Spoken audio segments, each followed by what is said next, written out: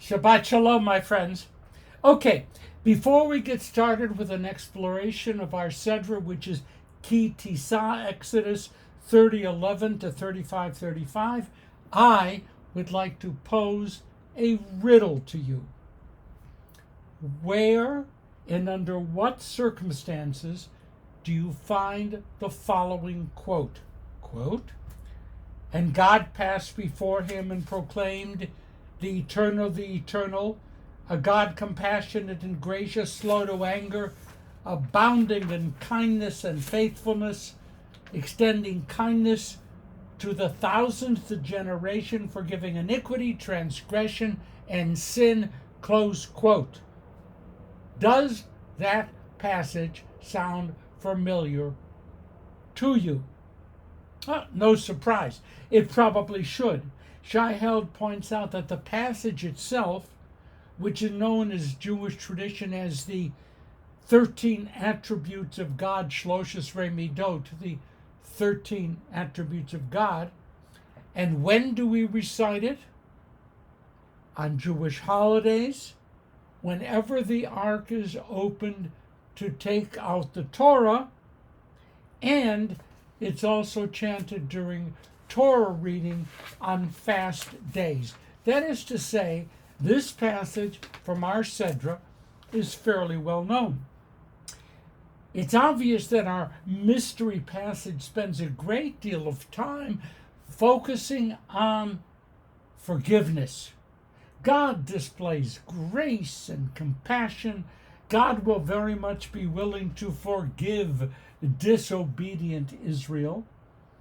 It almost seems that there is nothing that the Jews could do that would limit God's capacity to forgive.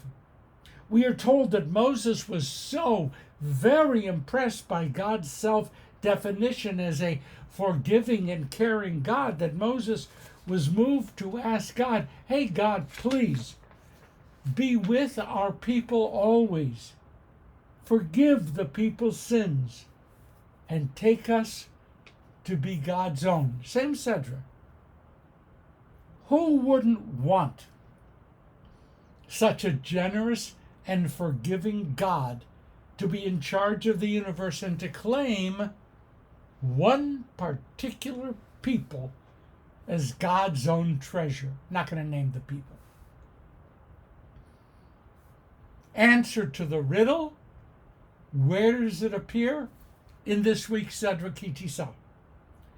At the very least, when we hear the 13 attributes of God, the Shloshes Midot, we have to believe that God had to have been in a pretty good mood, and that God's relationship with the Israelites was on solid ground.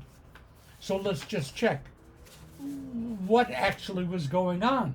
Actually, what was going on is that the people were reeling in the presence of God's anger after the building of the golden calf, which occurs in this week's Sedra. Moses had just come down from Mount Sinai with 2 tablets of stone in his arms, tablets engraved by the finger of God, and containing what we refer to as the 10 Commandments. Moses did more than just come down from the mountain. He rushed down after he had heard the sounds of joy and partying and great celebration from the Israelite camp. Fearful of what he would discover, Moses, in fact, found the people worshiping the golden calf. Jewish tradition insists that this was one of the most horrible moments in the relationship between the Jewish people and God. The covenant itself was almost permanently shattered, as badly as those 2 tablets of stone that Moses flung down to the ground because of this act of audacious idolatry. But even as the people were feeling God's wrath, the text insists that Moses was being assured of God's almost infinite capacity to forgive. The editors of the biblical text, now they do their best to make God's assurances fit into this unsavory scene. Golden calf, punishment, even God forgives. But the editor's best efforts could not conceal what, to my mind, is a serious problem. And this wasn't the only problem. Now, when did the incident of the golden calf occur? My friends, not terribly clear. And where did Aaron come up with the vast amount of gold necessary to build the calf, even as the Israelites are being required to come up with even more gold to build the appurtenances of the sanctuary? It's not exactly clear. And why a golden calf? Who among the Israelites' neighbors at the time of the Exodus were worshiping golden calves?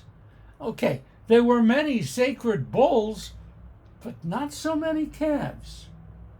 So it's not exactly clear. The text condemns Aaron for his role in crafting the golden calf, but after this moment, Aaron will begin fully functioning as the Kohen Gadol, the high priest of the Israelites. How does that happen?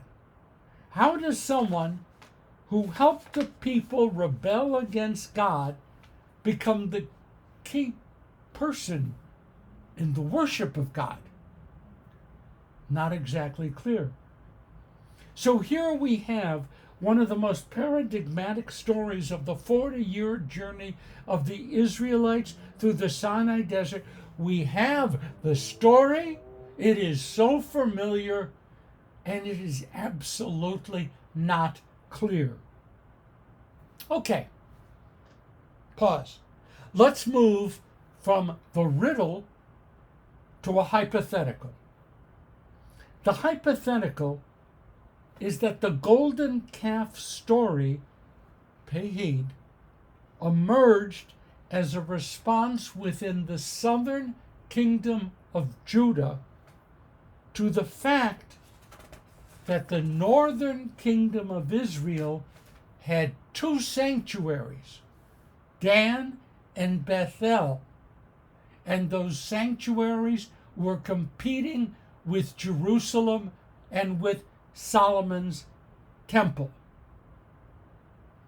Each of those two sanctuaries, Dan and Bethel, had, here it comes, a golden calf in the sanctuary. Those sanctuaries were constructed by King Jeroboam of Israel around 920 BCE.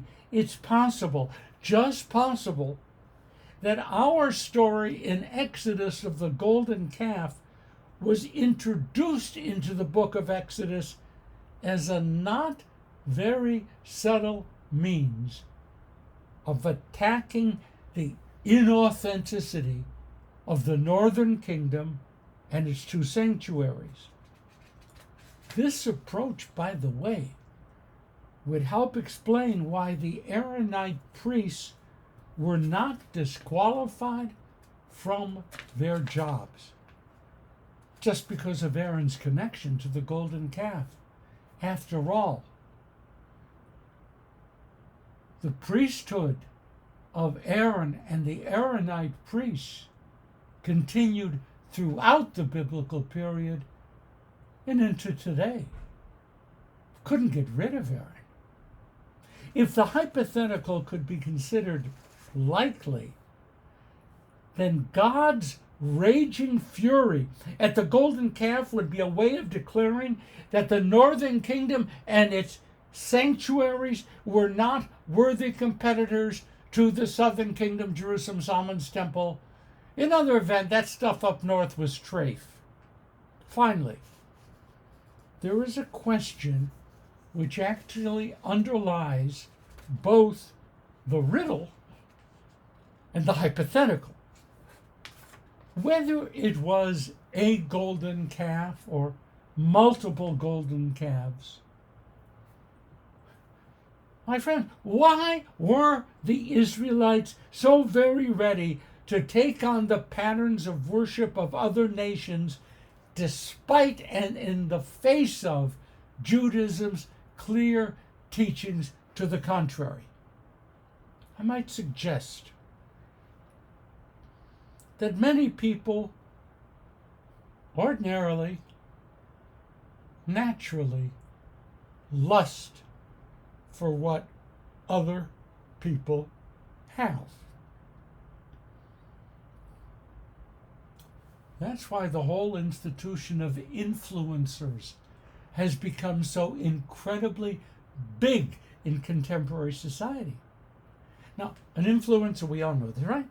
An influencer is someone who's assumed to have credibility.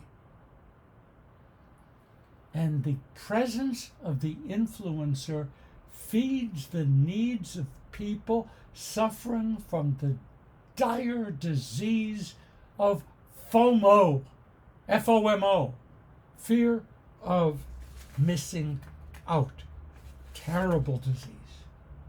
When a Kardashian speaks, we follow, along with 450 million others.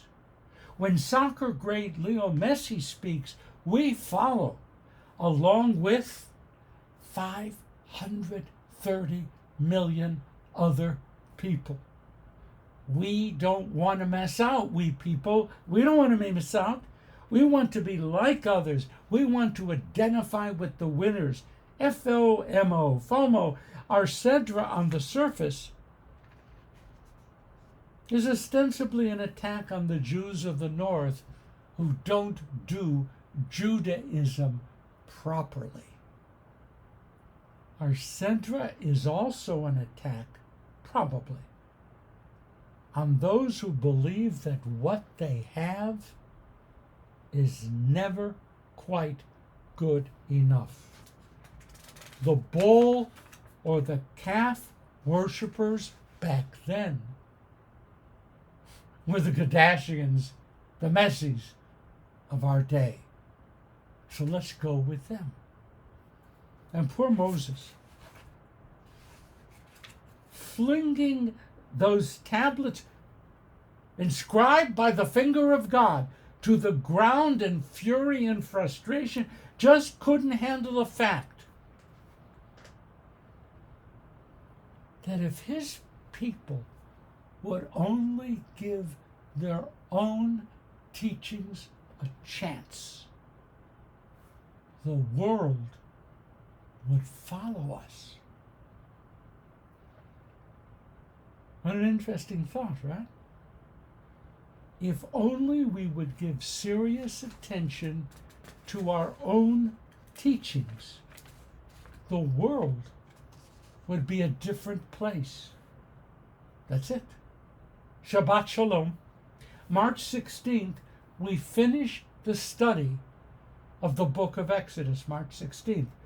March 24th is Purim. We are still praying for the safe return of the hostages, and pay heed to this secret announcement. A major change is in the air. Stick with us.